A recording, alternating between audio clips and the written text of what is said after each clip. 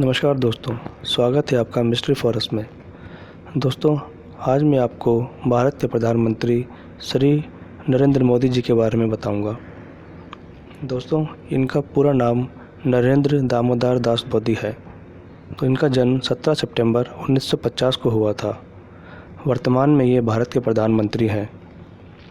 ये स्वतंत्र भारत के 14वें प्रधानमंत्री हैं तथा इस पद पर आसीन होने वाले स्वतंत्र भारत में जन्मे प्रथम व्यक्ति हैं।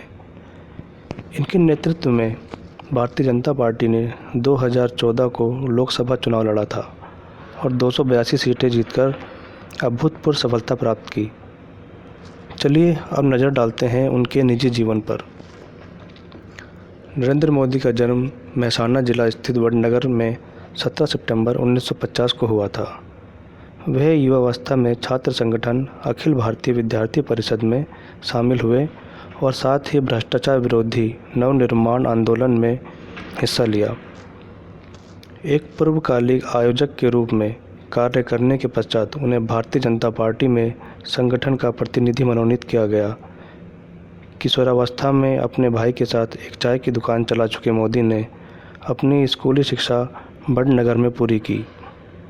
उन्होंने आरएसएस के प्रचारक रहते हुए 1980 में गुजरात विश्वविद्यालय से राजनीति विज्ञान में ग्रेजुएशन की। 13 वर्ष की आयु में नरेंद्र मोदी की सगाई जसोदाबेन चमनलाल के साथ कर दी गई और जब उनका विवाह हुआ वह मात्र 17 वर्ष के थे। ऐसा कहा जाता है कि शादी के कुछ वर्ष साथ रहकर बिताए, लेकिन कुछ समय बाद दोनों एक दूसरे से अलग हो गए।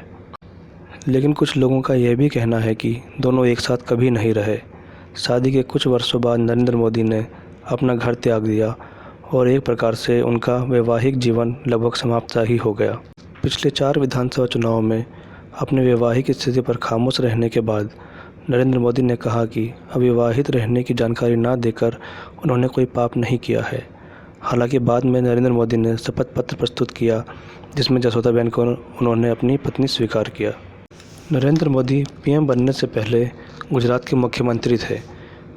उन्हें 2001 में भारतीय जनता पार्टी के केशुभाई पटेल को हटाकर गुजरात का मुख्यमंत्री बनाया गया और उन्हें दिसंबर 2002 में होने वाले चुनाव की जिम्मेवारी भी दे दी गई। नरेंद्र मोदी ने मुख्यमंत्री का पहला कार्यकाल 7 अक्टूबर 2001 से शुरू किया। इसके बाद मोदी ने विधानसभा चुनाव लड़ा जिसमें कांग्रेस पार्टी के अश्विन मेहता को हराया। मोदी के नेतृत्व में 2012 में हुए गुजरात विधानसभा चुनाव में भारतीय जनता पार्टी ने पूर्ण बहुमत से 182 में से 115 सीटें जीती। चलिए दोस्तों, बात करते हैं उनसे जुड़े कुछ विवादों की। 27 फरवरी 2002 को अयोध्या से गुजरात वापस लौटकर आ रहे कार सेवकों को गोधरा स्टेशन पर खड़ी ट्रेन में एक हिंसक भीड़ द्वारा आग लगाकर लोगों को जिंदा जला दिया गया, जिसमें 59 कार सेवक मारे गए। सबको हिला देने वाली इस घटना की प्रतिक्रिया स्वरूप समूचे गुजरात में हिंदू मुस्लिम दंगे भड़क उठे। मरने वाले अधिकतर अल्पसंख्यक ही थे। इसके लिए न्यूयॉर्क टाइम्स ने मोदी को जिम्मेदार ठहराया। कांग्रेस सहित अनेक दलों ने नरेंद्र मोदी के इस्तीफे की मांग की। मोदी ने गुजरात की 10वीं विधानसभा भंग करने की संस्तुति करते हुए राज्यपाल को अपना त्यागपत्र सौंप दिया। परिणाम स्वरूप पूरे प्रदेश में राष्ट्रपति शासन लागू हो गया। राज्य में दोबारा चुनाव हुए जिसमें भारतीय जनता पार्टी ने मोदी के नेतृत्व में विधानसभा की 182 सीटों में से 127 पर जीत हासिल की।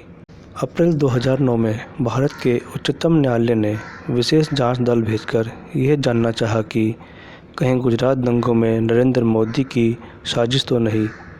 यह विशेष जांच दल दंगे में मारे गए कांग्रेसी सांसद एहसान जाफरी की विधवा जाकिया जाफरी की शिकायत पर भेजा गया था। दिसंबर 2010 में उच्चतम न्यायालय ने एसआईटी की रिपोर्ट पर यह फैसला सुनाया कि इन दंगों में नरेंद्र मोदी के खिलाफ कोई ठोस सबूत नहीं मिला है। सितंबर 2014 की भारत यात्रा के दौरान ऑस्ट्रेलिया के प्रधानमंत्री टोनी अबॉट ने कहा कि नरेंद्र मोदी को 2002 के दंगों के लिए जिम्मेदार नहीं ठहराना चाहिए, क्योंकि वह उस समय मात्र एक पीठासीन अधिकारी थे जो अनगिनत जांचों में पाक साफ साबित हो चुके हैं। दोस्तों, अब बात करते हैं 2014 के लोकसभा चुनाव की। गोवा में भाजपा की कार्यकारिणी समिति द्वारा नरेंद्र मोदी को 2014 के लोकसभा चुनाव अभियान की कमान सौंपी गई और उसके बाद संसदीय बोर्ड की बैठक में आगामी लोकसभा चुनावों के लिए प्रधानमंत्री पद का उम्मीदवार घोषित कर दिया गया। मोदी ने प्रधानमंत्री के उम्मीदवार घोषित होने के बाद चुनाव अभियान की कमान राजनाथ सिंह को सौंप दी। चुनावों के बाद चुनाव में जहां राष्ट्रीय जनतांत्रिक गठबंधन को भारी बहुमत मिला और अकेले बीजेपी 282 सीटें जीतकर पूरी तरह से सत्ता पर काबिज हो गई और नरेंद्र मोदी भारत के 14वें प्रधानमंत्री बने। दोस्तों, ये था नरेंद्र मोदी के पीएम बनने की कहानी। तो दोस्तों, मिलते हैं फिर एक नई रोचक वीडियो के साथ। अगर आपको ये वीडियो पसंद आई हो तो कृपया इसे लाइक करें, शेयर करें और मेरे चैनल को सब्सक्राइब करना बिल्कुल ना भूलें। धन्यवाद दोस्तों।